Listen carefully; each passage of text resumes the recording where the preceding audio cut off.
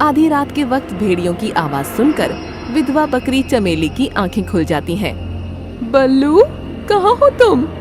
चमेली बकरी डरते हुए अपने झोपड़े से बाहर आती है। ये बच्चे कहाँ चले गए? कहाँ हो तुम बेटा? बल्लू, कहाँ हो तुम? आधी रात में वहाँ चमेली की आवाज सुनने वाला कोई नहीं था। मैंने कितनी बार कहा है रात होने से पहले घर आ जाया करो, लेकिन मेरी सुनता कौन है? अब आधी रात कौन है, कहाँ ढूंढूं? जंगली जानवरों से डरते डरते बकरी अपने बच्चों को ढूंढने लगती है, पर उससे बच्चे नहीं मिलते हैं। देखते ही देखते सुबह हो जाती है। बच्चों को ढूंढते ढूंढते सुबह हो गई। पता नहीं मेरे बच्चे कहाँ होंगे। चमेली बकरी अपने बच्चों की तलाश कर रही थी, तभी वहाँ कई सारे जानवर आ जाते हैं। हिरन, क्या तुमने मेरे बच्चों को कहीं देखा है? नहीं तो क्यों, क्या हुआ? पता नहीं, मेरे बच्चे रात से कहीं चले गए हैं। चमेली, तुम्हें पता है ना, आजकल जंगल के बाहर खूंखार जानवर आते रहते हैं और मासूम जानवर उनका पहला शिकार होता है। कहीं ऐसा तो नहीं कि तुम्हारे बच्चों को उन जानवरों ने मार दिया हो? ऐसा मत कहो भालू भाई। तो अब तुम ही बताओ, वो रात से अब तक घर वापस क्यों नहीं लौटे? भगवान करे मेरे बच्चे सलामत हों। चमेली बकरी बच्चों को आवाज देते देते आगे बढ़ जाती है। बच्चों को ढूंढते ढूंढते वो एक नदी के पास आती है, जहाँ एक बकरे के साथ उसे उसके बच्चे दिखाई देते हैं। बल्लू! माँ, आप रात भर कहाँ थे बच्चों? मैं कल रात से तुम्हें जंगल में पागलों की तरह ढूंढ रही हूँ। दरअसल कसूर इनका नहीं है। कल ये दोनों मेरे बेटे पिंटू के साथ यहाँ खेलने आए थे, मगर रात हो जाने की वजह से मैंने इन्हें घर नहीं जाने दिया था। हाँ माँ, अंकल का बेटा पिंटू मेरा दोस्त है, हम उसी के साथ यहाँ खेलने आए थे। तुम्हें पता है रात भर मैं कितनी टेंशन में थी। मम्मा, अंकल अभी हमें घर छोड़ने ही आ रहे थे। ठीक है, अब शाम होने से पहले घर पर आ जाना, ओके? जी मम्मा। बच्चों को जिंदा देख चमेली की जान में जान आती है। वो गुलाब को आभार कहती है। मेरे बच्चों की जान बचाने के लिए आपका बहुत बहुत शुक्रिया। इसमें शुक्रिया की कोई बात नहीं, ये तो मेरा फर्ज था। पर अगर बुरा ना लगे तो एक बात पूछूं? जी पूछिए। आप अकेली खतरे से खेलते हुए यहाँ तक आई, क्या मैं पूछ सकता हूँ आपके पति इस वक्त कहाँ हैं? वो अब इस दुनिया में नहीं है। माफ करना, आपको दुखी करना मेरा मकसद नहीं था। चमेली अपने आप को संभालते हुए बोली। चलो बच्चों, सब जाने लगते हैं। तब गुलाब बकरा कहता है, एक बात कहूँ, अगर बच्चे चाहें तो रोज इन्हें यहाँ खेलने आने देना। यहाँ मैं अपने बेटे जैसा ही इनका ख्याल रखूंगा। जी जरूर। अब चमेली के बच्चे हमेशा गुलाब बकरे के बेटे के साथ खेलने के लिए नदी किनारे पर आते थे, और हर बार चमेली बकरी भी अपने बच्चों के साथ वहाँ आया करती थी। चमेली बकरी और गुलाब बकरा एक दूसरे को मन ही मन पसंद किया करते थे। एक दिन गुलाब चमेली से कहता है, चमेली जी, एक बात पूछूं? जी पूछिए। कोई अच्छा सा बकरा मिले तो क्या आप उससे शादी करोगी? इसके बारे में मैंने कभी नहीं सोचा है, मगर आप मुझसे क्यों पूछ रहे हो? दरअसल मैं भी अकेला हूँ, मेरी पत्नी भी भेड़ियों का शिकार बन गई है। ओहो। मैं भी अपने पिंटू के लिए एक अच्छी माँ की तलाश में हूँ। अगर आप चाहो तो हम एक दूसरे का सहारा बन सकते हैं। जब से पिल्लू के पिताजी हमें छोड़कर गए हैं, तब से मैं भी चाहती हूँ कि मेरे बच्चों को पिता का प्यार मिले, पर अब कोई ऐसा मिलता ही नहीं जो मेरे बच्चों का पिता बन सके। अगर तुम चाहो तो मैं तुम्हारी सारी जिम्मेदारी लेने के लिए तैयार हूँ। ये सुनकर चमेली बकरी खामोश हो जाती है। क्या हुआ चमेली जी, आपको मेरी बात बुरी लगी क्या? नहीं नहीं, मुझे थोड़ा सा समय दीजिए, मैं आपको सोचकर जवाब देती हूँ। चमेली बकरी अपने बच्चों के साथ घर चली जाती है।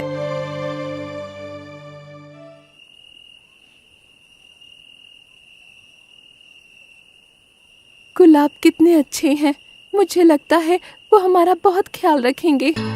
चमेली रात भर गुलाब के बारे में सोचती रही। अगले दिन वो गुलाब के पास जाती है। गुलाब जी, क्या मेरे बच्चे आपको पापा कह सकते हैं? ये सुनकर गुलाब खुश हो जाता है। फिर दोनों खुशी खुशी शादी कर लेते हैं। आज से हम सब साथ में रहेंगे। फिर चमेली और उसके बच्चे गुलाब के साथ रहने लगते हैं। अब चमेली के बच्चे गुलाब को पापा कहते हैं और गुलाब का बेटा चमेली को मम्मा कहने लगता है। यूं ही कई महीने बीत जाते हैं और एक दिन सब घर के बाहर खड़े होते हैं। तब खुशी बिटिया कहती है, माँ, भूख लगी है, कुछ खाना दो ना। हाँ माँ, मुझे भी भूख लगी है, मुझे भी कुछ दीजिए ना। बिटिया, बाहर अंधेरा होने को आया है और इस समय हमारा बाहर जाना सुरक्षित नहीं है। अरे चमेली, रात भर बच्चों को भूखा रखोगी क्या? बच्चों, चिंता मत करो, मैं कुछ करता हूँ। मगर इस वक्त बाहर जाना खतरे से खाली नहीं है। चाहे कुछ भी हो जाए, मैं अपने बच्चों को भूखा नहीं रख सकता। बच्चों के प्रति गुलाब का प्यार देखकर चमेली खुश हो जाती है। आप जल्दी लौट आना जी। जी मैडम, मैं अभी गया और अभी आया। फिर गुलाब बकरा चारा लेने के लिए चल पड़ता है।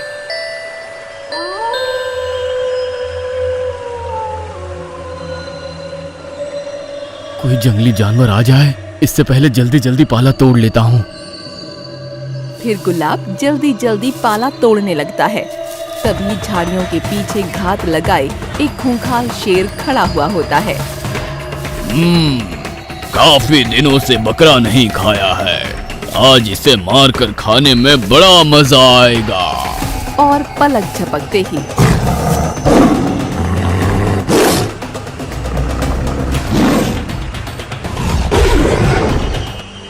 खूंखार शेर गुलाब को मारकर खा जाता है। ये दृश्य सुरीली हिरनी देख जाती है। हे भगवान, इस बकरे की तो अभी अभी शादी हुई है। फिर हिरनी चमेली के पास जाती है। चमेली, कहते हुए बड़ा दुख होता है, पर तू दोबारा विधवा हो गई है क्या?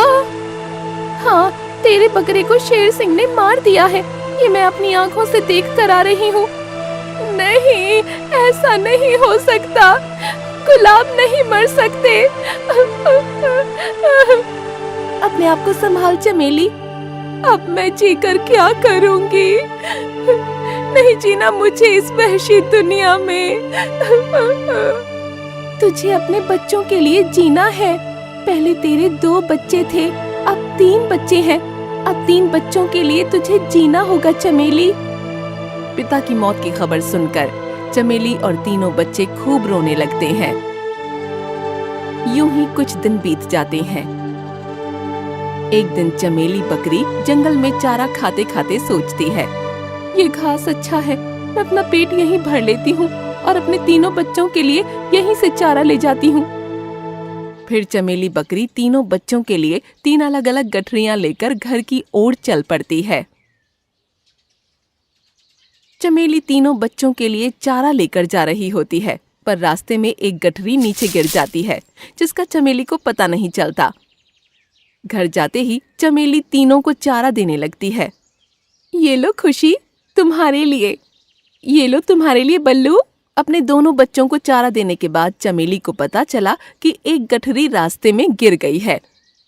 अरे, तीसरी गठरी कहाँ गिर गई? पिंटू बेटा, शायद तुम्हारे हिस्से की गठरी रास्ते में गिर गई। चमेली की बात सच थी, मगर पिंटू को गलतफहमी हो चुकी थी। सौतेली माँ आखिर सौतेली होती है, ये जानबूझकर मुझे भूखा रख रही है ताकि मैं चला जाऊं। पिंटू के दिल में चमेली के प्रति नफरत हो गई थी। एक दिन जब वो अपने सगे बेटे बल्लू को नहला रही होती है, तब पिंटू कहता है, मम्मा, मुझे भी नहलाओ ना। हाँ बेटे, बल्लू के बाद तुम्हें नहलाऊंगी। थोड़ी ही देर में चमेली बल्लू को नहला देती है, पर जैसे ही पिंटू को नहलाने जाती है, तभी भोला बंदर आता है। चमेली जल्दी चलो, तुम्हारी सहेली हिरनी की तबीयत बहुत खराब है। चमेली अपने सौतेले बेटे पिंटू को नहलाने जा रही होती है, मगर हिरनी की तबीयत खराब होने की खबर सुनकर कहती है, बेटा मुझे जाना होगा। मगर आपने तो मुझे बल्लू के बाद नहलाने को कहा था। मगर अब तुम्हें नहीं नहला सकती, मुझे इसी वक्त हिरनी के पास जाना होगा। चमेली बकरी भोला बंदर के साथ अपनी सहेली हिरनी के पास जाने के लिए चली जाती है। ये देख पिंटू को चमेली के प्रति और नफरत हो जाती है। सौतेली माँ आखिर सौतेली होती है। वो अपने बच्चों को ज्यादा प्यार देती है और मुझसे सौतेला व्यवहार करती है। गलतफहमी की वजह से पिंटू के दिलो दिमाग में चमेली के प्रति नफरत भर गई थी। वो सोचता है, अगर माँ का प्यार पाना हो तो मुझे इसके असली बच्चों को मारना पड़ेगा। पिंटू बल्लू और खुशी को मारने का प्लान बनाता है। अरे बल्लू, चलो आज हम लोग कुएं के पास खेलने चलते हैं। हाँ चलो, बड़ा मजा आएगा। पर मम्मा को पूछे बिना हम कैसे जा सकते हैं? मम्मा के आने से पहले हम वापस आ जाएंगे। मम्मा को कुछ पता नहीं चलेगा। हाँ, किसी को कुछ पता नहीं चलेगा। चलो। दोनों को मार डालने के इरादे से पिंटू दोनों को लेकर कुएं के पास जाता है और कुएं में देखकर बोलता है, अरे वाह, ये देखो, मैं कुएं में दिख रहा हूँ। बल्लू और खुशी भी कुएं में अपना प्रतिबिंब देखने जाते हैं। अरे वाह, देखो, हम सब कुएं में दिख रहे हैं। दोनों बच्चे कुएं में देख रहे होते हैं। तब पिंटू धोखे से दोनों को कुएं में धक्का दे देता है।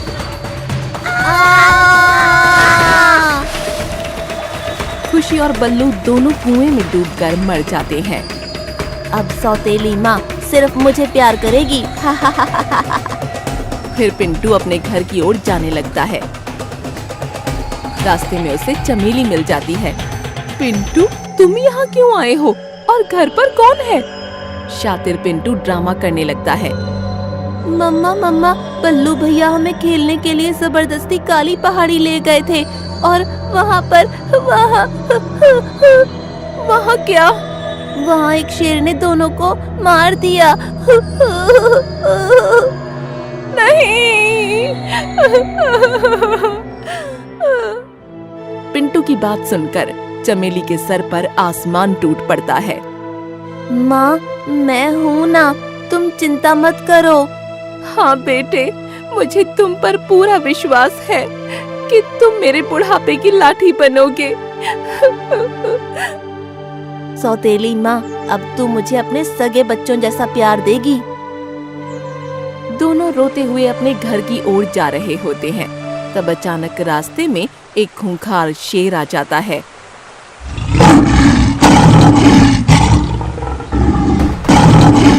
सामने शेर को देखकर बकरी अपने बेटे से कहती है, बेटा, मैं इसे अपने पीछे लगाती हूँ, तू अपनी जान बचाकर भाग। ये सुनकर शेर कहता है, देख बकरी, मुझे ज्यादा भूख नहीं है। मैं तुम दोनों में से किसी एक को ही मारकर खाना चाहता हूँ। पर अगर तुम यहाँ से भागे और अगर मुझे पीछा करना पड़ा तो मजबूरन मुझे तुम दोनों को मारना पड़ेगा। ठीक है शेर सिंह, तो मेरे बेटे को यहाँ से जाने दो, मैं अपनी जान देने के लिए तैयार हूँ। ये सुनकर पिंटू दंग रह जाता है। चल बेटा, चला जा यहाँ से, जा। माँ, आप मुझे बचाने के लिए अपनी जान खतरे में डाल रही हो। इसी को तो माँ कहते हैं बेटा। चल, अब जल्दी से अपनी जान बचा ले बेटा, जा। सौतेली माँ जान बचा रही है। ये देख पिंटू को अपने किए पर पछतावा होता है। माँ, मैं नहीं, तुम अपनी जान बचाओ मेरी माँ। नहीं बेटे, मैं कहती हूँ जाओ यहाँ से, चलो जाओ। नहीं माँ, अब जान बचेगी तो सिर्फ मेरी माँ की, क्योंकि मैं तुम्हारा गुनहगार हूँ माँ। ऐसा क्यों बोल रहा है बेटे? माँ, तेरे सगे बच्चों को मैं अभी कुएं में धकेल कर आ रहा हूँ। मुझे मर जाने दे माँ, मैं पापी हूँ। आखिर तूने ऐसा क्यों किया बेटे? कुछ गलतफहमी हो गई थी। मुझे लगा तुम मुझसे प्यार नहीं करती और तुम्हारा प्यार पाने के लिए मैंने तुम्हारे सगे बच्चों को मार डाला माँ। ये सुनकर चमेली की आंखों में आंसू आ जाते हैं। बेटे, तूने जो किया हो, फिर भी मैं तुझे मारने नहीं दूंगी। अगर मेरे जिंदा रहते तू मर गया तो दुनिया की सारी माएं बदनाम हो जाएंगी। सौतेली माँ का प्यार देखकर पिंटू बहुत पछताता है। माँ, तुम मुझसे इतना प्यार करती हो। जा बेटे, भाग भाग जा यहाँ से, चला जा। शेर सिंह कब से दोनों की बातें सुन रहा था। फिर वो कहता है, तू वही बकरी है ना जिसकी कुछ समय पहले ही शादी हुई थी? हाँ तेरे बकरे का नाम गुलाब था ना? हाँ। उसे मैंने ही मारा था, पर आज मैं तुम्हें नहीं मारूंगा। हम वहशी भला प्यार व्यार क्या जाने, पर आज एक माँ का प्यार देखकर मुझे पता चल गया है कि माँ का प्यार क्या होता है। जाओ, आज मैं भूखा रह लूंगा। दोनों वहाँ से अपने घर की ओर जाने लगते हैं।